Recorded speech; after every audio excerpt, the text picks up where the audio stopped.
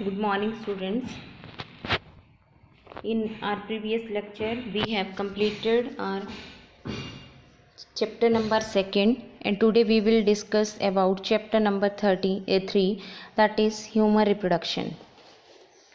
Human reproduction में आपके पास first हम स्टडी करेंगे human male reproductive system. Human male reproductive system में जो है वो ए पेयर ऑफ टेस्टिस होगा. ए पेयर ऑफ टेस्टिस जो कि प्राइमरी सेक्स ऑर्गन्स हैं. सेकेंडरी सेक्स ऑर्गन्स में डक्ट सिस्टम आएगा, एसोसिएटेड ग्लैंड्स आएंगी और थर्ड होगा एक्सटर्नल जेनिटेलिया. तो 3 मेन पार्ट हो गए ह्यूमन मेल रिप्रोडक्टिव सिस्टम के. First a pair of testis, second duct system and associated glands, and third external genitalia. Testis की अगर हम बात करें, टेस्टिस तो टेस्टिस जो हैं वो they are located outside the abdominal cavity. Extra abdominal region में होती हैं, एक पाउच लाइक स्ट्रक्चर में, जिसको कि स्क्रोटम कहा जाता है. Scrotum provides a wide temperature 2.0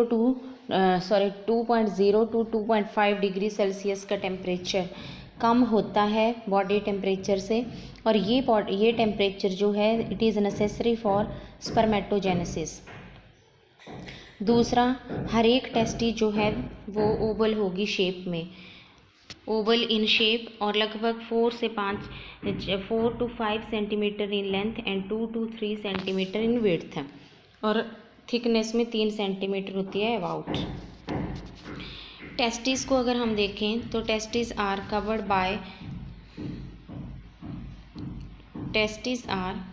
bye tens covering, जिनको कि हम ट्यूनिका एल्विजिनिया के नाम से जानते हैं. Tunica albuginea, these are the coverings. Internally अगर टेस्टिस को देखा जाए तो टेस्टिस जो है वो बहुत ज़्यादा लोब्यूल्स में बंटी होती है, जिनको हम सेमिनिफेरस ट्यूब्यूल के नाम से जानते हैं. हर एक लोब्यूल में लगभग 1 से 3 हाईली क्वाइल्ड सेमिनिफेरस ट्यूब्यूल पाए जाते हैं. एक टेस्टिस जो है लगभग 250 कंपार्टमेंट्स में बंटी होती हैं, जिनको टेस्टिक्यूलर लोब्यूल कहते हैं. टेस्टिक्यूलर लोब्यूल कहा जाता है. हर एक लोब्यूल में 1 से 3 हाईली क्वाइल्ड सेमनीफेरस ट्यूब्यूल पाए जाते हैं, और ये सेमनीफेरस ट्यूब्यूल जो हैं these are the structural and functional unit of testis. यहाँ स्पर्म्स प्रोड्यूस होते हैं. सेमनीफेरस ट्यूब्यूल जो हैं वो they have a tunic of connective tissue, और इंटरनली अगर हम देखें तो जर्मिनल एपिथेलियम से लाइंड होते हैं. Germinal epithelium. Seminiferous epithelium consist of 2 types of cells, Sertoli cells और स्पर्मेटोगोनिया. सर्टोली सेल्स होते हैं और स्पर्मेटोगोनिया, 2 तरह के सेल सेमनीफेरस एपिथेलियम में पाए जाते हैं, जो कि स्पर्मेटोगोनिया जो हैं वो मेल जर्म सेल्स और स्पर्मेटोजोआ की फॉर्मेशन में हेल्प करते हैं. फिर सर्टोली सेल जो हैं ये न्यूट्रिशन देते हैं. They provide nutrition to the developing germ cells and spermatozoa.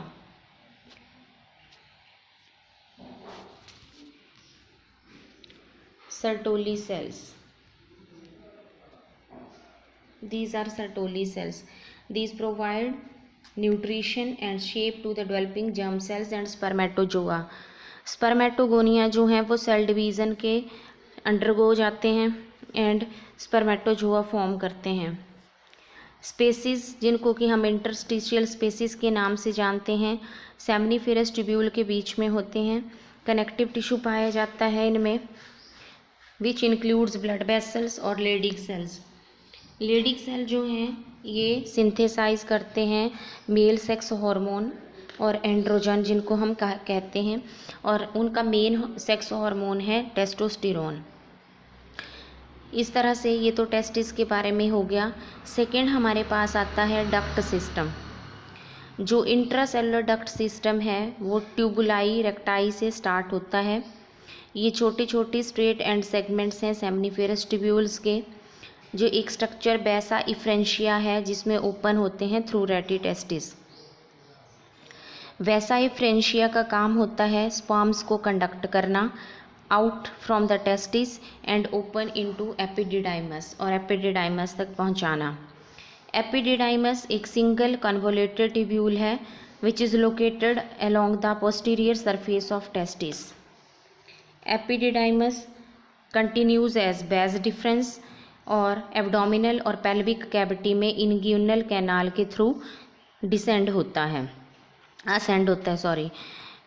उसके बाद ये यूरिनरी ब्लैडर के ऊपर से क्रॉस करता है लूप बना के and receives duct from seminal vesicle.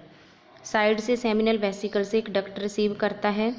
ये डक्ट जो है इसके साथ जुड़ के जो है इजैकुलेटरी डक्ट बनाती है, और ये इजैकुलेटरी डक्ट जो है ये प्रोस्टेट ग्लैंड के साथ साथ चल के ओपन होती है प्रोस्टैटिक यूरिथ्रा में, और उस फ्रॉम यूरिनरी ब्लैडर। यूरिथ्रा जो है वो प्रोस्टेट ग्लैंड से रिसीव करती है डक्ट, और बल्बो यूरिथ्रल ग्लैंड जिनको हम कॉपर्स ग्लैंड भी कहते हैं, जो प्रोस्टेट से थोड़े से अहेड होती हैं, आगे होती हैं, और external opening through urethral meatus से ओपन होती हैं पेनिस में। ये तो हो गया डक्ट सिस्टम। फिर आती हैं असेसरी ग्लैंड्स। असेसरी ग्लैंड्स में जो है मेल रिप्रोडक्टिव सिस्टम में असेसरी ग्लैंड में आती है पहले तो pair of seminal vesicles, a pair of seminal vesicles. Second आती है हमारे पास प्रोस्टेट ग्लैंड,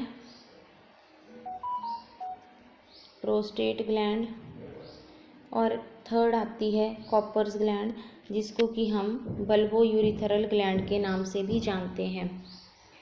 तो असेसरी ग्लैंड्स में तीन हो गई, सेमिनल वेसिकल्स, प्रोस्टेट ग्लैंड और बल्बो यूरिथ्रल ग्लैंड, जो कि कॉपर ग्लैंड्स के नाम से भी जानी जाती है।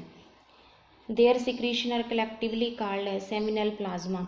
इन तीनों से जो भी सिक्रीशन निकलता है उसको सेमिनल प्लाज्मा कहते हैं।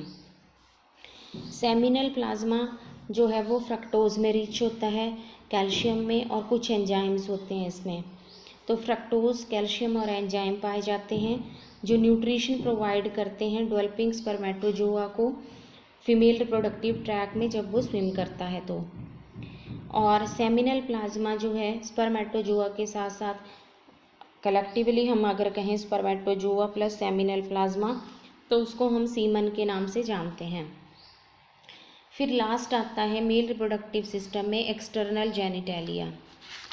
एक्सटर्नल जेनिटेलिया जो है पेनिस जो है एक्सटर्नल जेनिटेलिया है ह्यूमन मेल्स के अंदर। स्पेशल इरेक्टाइल टिश्यू की बनी हुई होती है।